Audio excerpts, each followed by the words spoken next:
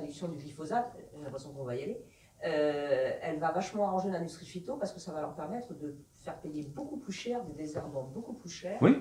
Non, mais moi, je l'ai dit tout à l'heure devant la commission. Je l'ai dit dans la commission. Vous autorisez le glyphosate, vous êtes un salaud. Vous l'interdisez, vous êtes un vrai écolo.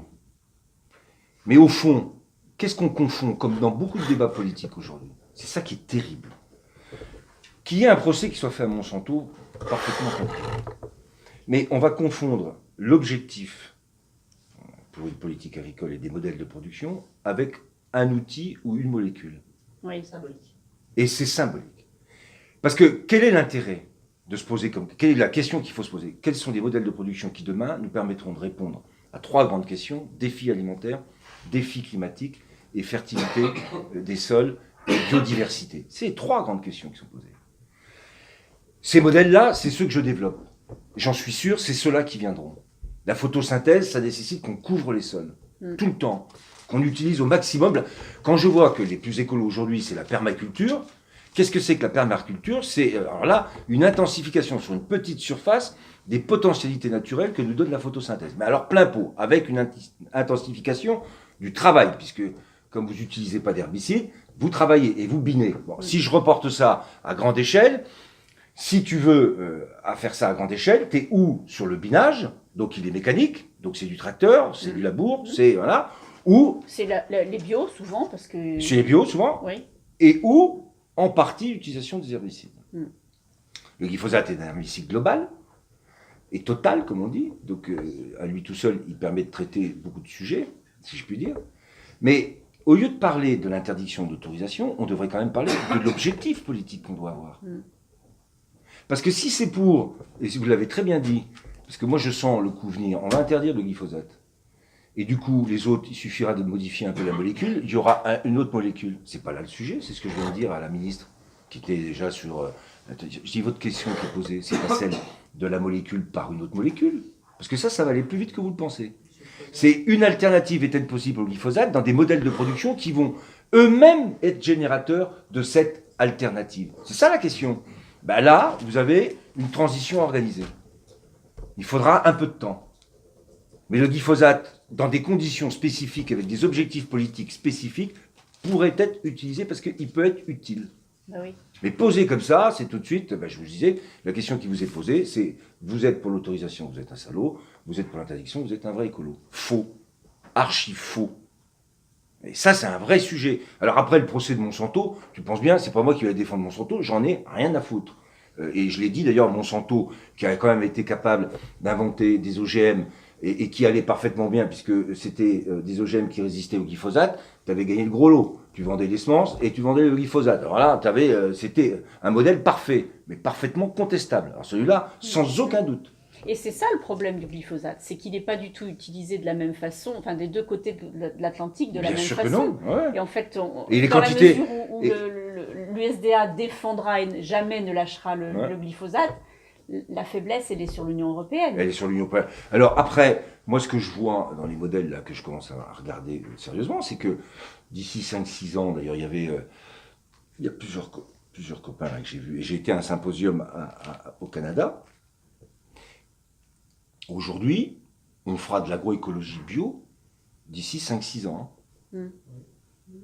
C'est bio sans aucun pesticide, sans azote minéral. Parce que il y a des techniques qui commencent à être Et alors avec un truc qui m'a surpris l'autre fois, là, c'était techniquement, alors je parle aux spécialistes, sur les rapports C sur N, ils commencent à changer complètement de stratégie en disant on amène au contraire au maximum du carbone. Ce carbone fait venir et développe les vers de terre, comme toujours, qui sont eux-mêmes en capacité de produire de l'azote. Boucher disant qu'une tonne et demie de vers de terre à l'hectare pouvait produire jusqu'à 600 unités d'azote. Et plus tu as de vers de terre, plus tu produis ta propre azote. Par l'aération du sol? Non, et puis surtout par la sécrétation des vers de terre, de ce qui sécrète. Ils font de l'azote. Donc, je ne vais pas rentrer en détail technique, mais ce que je peux vous dire aujourd'hui, c'est qu'il y a des pistes de travail. Il y a des pistes de travail qui ouvrent des perspectives de production agroécologique en forme de permaculture, mais à l'échelle d'une exploitation. À l'échelle d'une exploitation, avec donc des résultats en termes de production, je ne vous dis pas, c'est pas près si on se met dans la perspective d'avoir ce type de rendement, moi, les discussions que j'ai, c'est que sur des sols fertiles, on devrait être à 130 quintaux. Ça fait 15-20 ans qu'on plafonne, parce que c'est les sols qui plafonnent. Si vous remettez les sols avec la génétique qu'on a aujourd'hui, c'est du 130 quintaux. Donc, en blé. Et en maïs, 140, 150. Donc, on est sur des sujets qui vont alors, en plus, des légumineuses, des crucifères, d'où la question de la bioéconomie. Si on va dans ce sens-là, il faut qu'on trouve des débouchés nouveaux. On aura besoin de créer des débouchés nouveaux, parce que ça va être productif. Et c'est là que la lutte contre le réchauffement climatique, la bioéconomie, les produits biosourcés, la biomasse, il y a plein de choses qui vont commencer, sur lesquelles il faut qu'on commence sérieusement à travailler. C'est ce que je disais à la ministre tout à l'heure, qui me parlait comme grand élément de l'efficacité énergétique du numérique. Je dis, c'est parfait le numérique. Enfin, le bois, la biomasse, la bioéconomie. Vous parlez de la suppression des plastiques, vous allez remplacer par quoi? Papier ou plastique biodégradable? Qui c'est qui produit les plastiques biodégradables, si ce n'est des séquences d'amidon et autres sujets de cracking? Donc il faut un peu se mettre... Mais aujourd'hui, toute cette bioéconomie, elle est fortement ralentie du fait du prix du pétrole qui est bas et qui fait que la valorisation est hyper compliquée. Oui, quoi. On est toujours dans un rapport de prix relatif avec le prix du pétrole. Et avec un processus qui est extrêmement compliqué à gérer économiquement, c'est que moins vous allez être dépendant du pétrole et des hydrocarbures, plus le potentiel de production fera que les prix sont bas. Donc la compétition qui est engagée, donc la compétition qui est engagée, elle n'est pas simple. C'est qu'il faut arriver à trouver de la compétitivité, à des systèmes nouveaux, à un moment où on le sait, le prix du pétrole va continuer de baisser.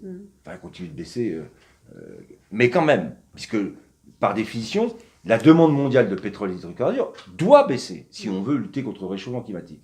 Donc ça va passer par des règles et des lois d'application, et puis ça doit passer aussi par des mises en forme nouvelles de modèles de développement, ce qu'on va appeler l'économie verte, la bioéconomie, ce que vous voulez. Mais c'est comme ça que ça va passer. Et qui vont trouver une compétitivité qui va faire que, même avec les prix du pétrole bas, on pourra continuer à parier sur ces économies. Voilà, c'est tout. Hein. Mais ça ne va pas être si simple que ça.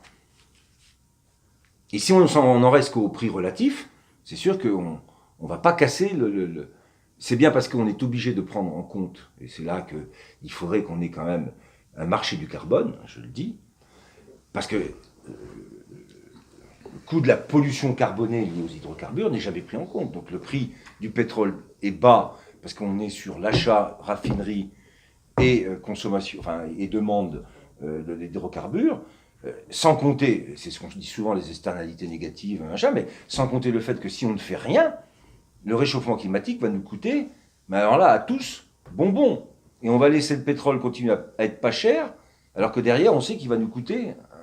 Je ne sais plus, vous savez, ça avait été fait, là, le plan, le coût du réchauffement climatique non maîtrisé, c'est des milliards et des milliards. Bon, donc il faudrait quand même qu'on mette un marché du carbone qui fasse que le prix des hydrocarbures intègre quand même le coût potentiel et le risque lié au réchauffement climatique.